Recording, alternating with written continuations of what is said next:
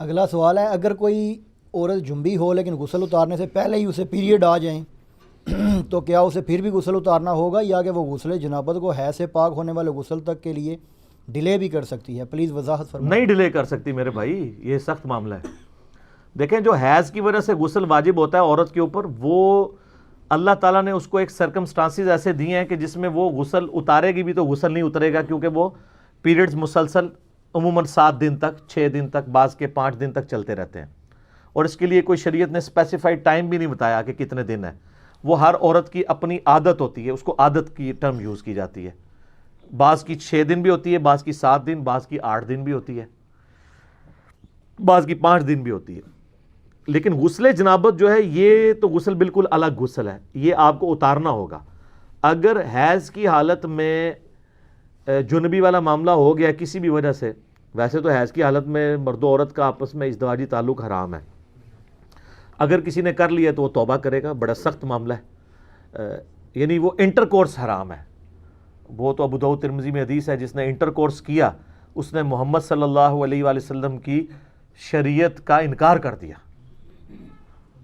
یہ بڑا سخت معاملہ ہے۔ لیکن بخاری مسلم میں یہ ہے کہ نبی علیہ السلام حالت حیض جب ہوتی تھی بیویوں کی تو ان کے ساتھ مباشرت کرتے تھے، مباشرت انٹر کورس نہیں، صحبت فرماتے تھے، اور اس میں الفاظ ہیں کہ وہ بیویوں کو حکم دیتے تھے کہ وہ تہمت باندھ لیں آزار بند سے، اور باقی حصے کے ساتھ نبی علیہ السلام مباشرت فرماتے تھے۔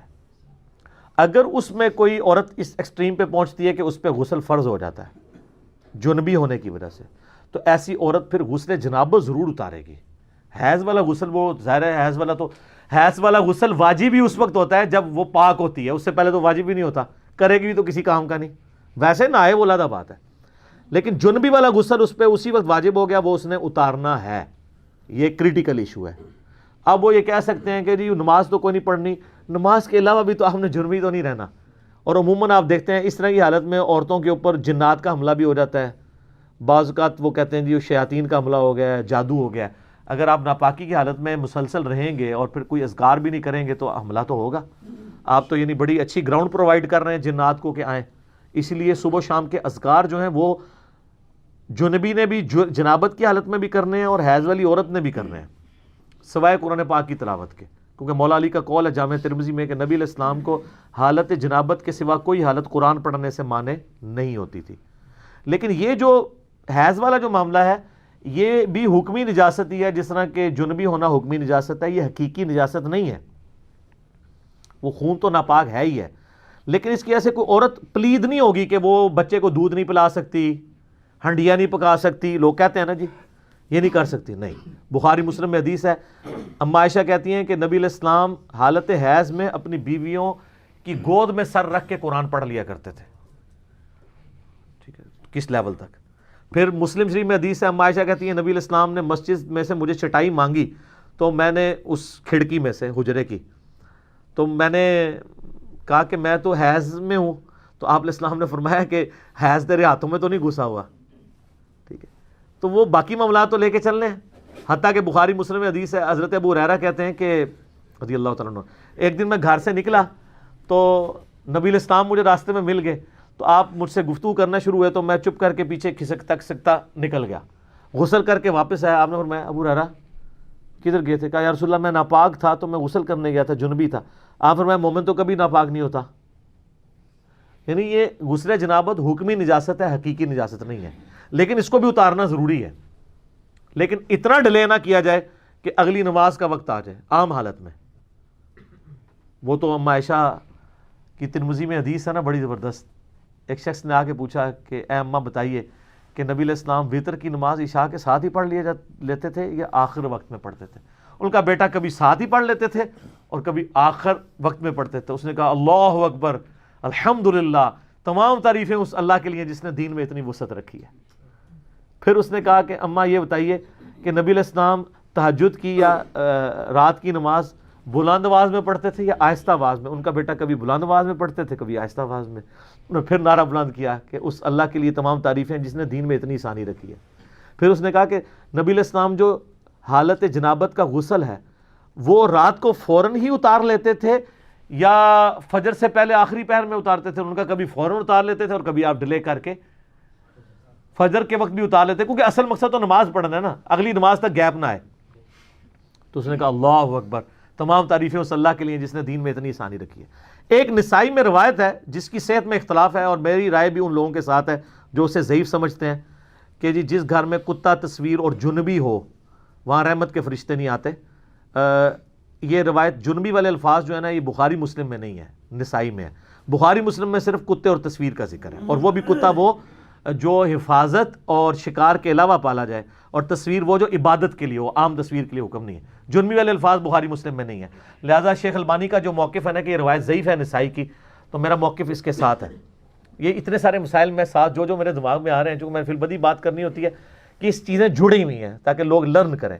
تو غسل جنابت اگر کسی عورت پہ آئے، حیض کے غسل کا وہ انتظار نہیں کرے گی، وہ غسل اتارے گی۔ اور یہ بھی یاد رکھیے گا، غسل جنابت عورت کے لیے آسان ہے۔ بخاری مسلم میں کہ نبی علیہ السلام نے اجازت دیا عورتوں کو کہ وہ سر کی چوٹیاں کھولے بغیر بھی غسل کر سکتی ہیں۔ چوٹیاں میں کتنی گرا ہوتی ہیں، پانی تو ایک جگہ نہیں پہنچے گا۔ تو عام غسل کے لیے حکم یہی ہے کہ عورت سر پہ پانی بہا لے، اوپر جتنا بہ جائے تو اس کا غسل ہو جائے گا۔ لیکن جو حیض کا غسل ہے نا، وہ مہینے میں ایک دفعہ ہی مشکل غسل ہے، اس میں نبی علیہ السلام نے حکم دیا ہے، بخاری مسلم میں آتا ہے کہ بال کھول کے عورت غسل کرے۔ عام جو عورت کا غسل ہے اس میں بال کھولنا ضروری نہیں، کھولتی ہے تو ٹھیک ہے، آج کل تو بڑی آسانی ہے، پانی بھی کھلا ڈلا ہے، شاور کی وجہ سے خطرہ بھی نہیں رہتا۔ بعض لوگ بڑا وہم کرتے ہیں، اتنا وہم نہ کیا کریں، تو آسانی ہے اب۔ تو اس میں کیونکہ نبی علیہ السلام کے مبارک زمانے میں ایک ایشو بھی اٹھا تھا، آپ کو پتہ ہے نا، آپ کی وفات کے فوراً بعد عبداللہ بن عمر عورتوں کو یہ حکم دیتے تھے کہ وہ حالت جنابت والا غسل بھی بال کھول کے کریں گی۔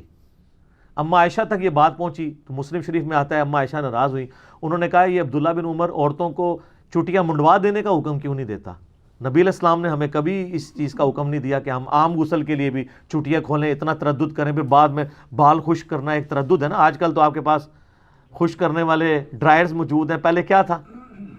تو پھر الٹا پانی بھی زیادہ چاہیے ہوگا۔ تو سیدہ عائشہ نے کہا کہ وہ غسل حیض والا غسل ہے جس میں بال کھولنے کا ہے، تو عبداللہ بن عمر پہ وہ ناراض ہوئی۔ اسی کانٹیکسٹ میں آپ اس بات کو سمجھ سکتے ہیں جو اکثر شیعہ کی طرف سے اعتراض ہوتا ہے کہ اما عائشہ نے 2 تابعین کو غسل کر کے دکھایا تھا، تو یہ بڑی بیہودہ روایت ہے بخاری کے اندر۔ سر آپ ان حالات و واقعات کو سمجھیں، کوئی بیہودگی نہیں ہے اس کے اندر۔ غسل سامنے کر کے نہیں دکھایا تھا، وہ 2 تابعین ملنے کے لیے آئے اور وہ یہ کہہ رہے تھے کہ ہمارے بال اتنے گھنے ہیں، ہم تو یہ 6 لیٹر پانی سے، اس زمانے میں وہ جو کیلکولیشن کر کے 6 لیٹر پانی سے غسل نہیں کر سکتے۔ تو اما عائشہ نے کہا کہ نبی علیہ السلام کے بال تم سے زیادہ گھنے تھے، وہ تو اتنے ہی پانی سے غسل کر لیا کرتے تھے آدھی بالٹی کے ساتھ۔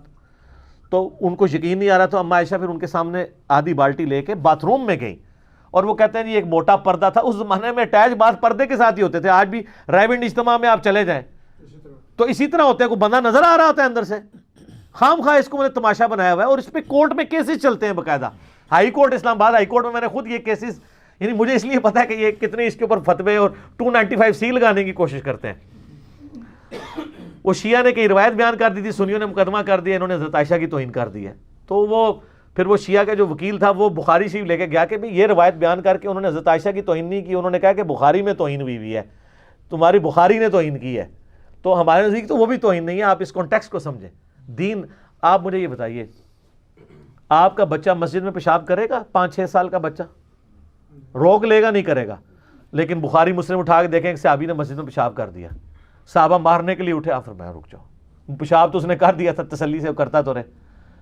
نبی علیہ السلام کے پاس آپ نے فرمایا مسجد پاک جگہ ہے، یہاں پیشاب نہیں کرتے، بات ختم۔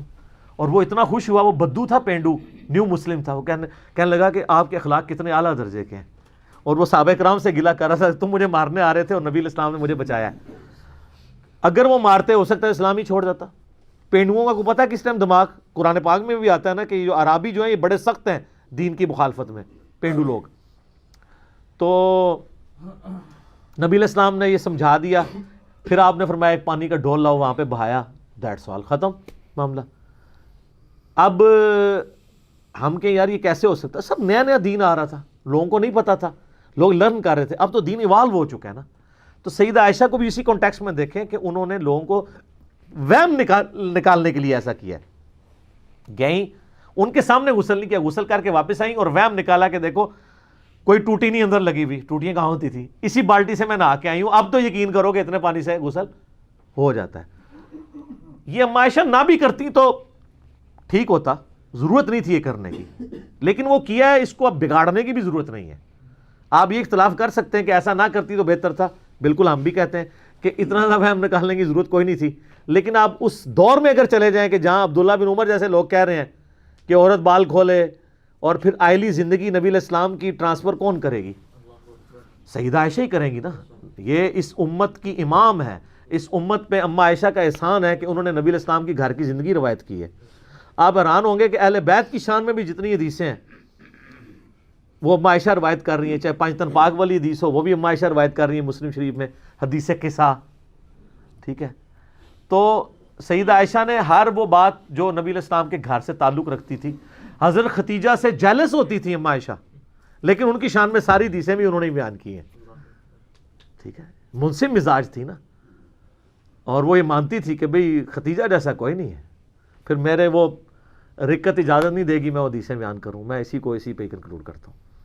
ٹھیک ہو گیا جی. تو وہ غسل جنابت والا اتارے گی, حیض والا غسل اس کو الگ سے اتارنا ہوگا. البتہ حیض والی رات ہی اگر اس کے ساتھ ایسا معاملہ ہو جاتا ہے تو ایک غسل ہی دونوں کے لیے کفایت کر جائے گا, پھر دو غسل نہیں کرنے ہوں گے. یہ بھی یاد رکھیے, جمعے کا دن ہو اور اس دن بائی چانس عید بھی آئی ہو اور بائی چانس آپ جنبی بھی ہوں تو آپ کو 3 غسل نہیں کرنے ہوں گے, ایک غسل تینوں کے لیے کفایت کرے گا. اس طرح ایک عورت جنبی تھی اور اسی دن بائی چانس اس کے پیریڈز بھی ختم ہو گئے, تو اب وہ صبح اٹھ کے جب ایک غسل کر لے گی نا تو غسل جنابت بھی ادا اور حیض والا غسل بھی ادا. موجے لوگ تو کہتے ہیں جی علم دین آئے نا بندہ مشکل میں پھنس جاتا ہے. سر علم دین آئے تو شریعت بہت آسان ہو جاتی ہے.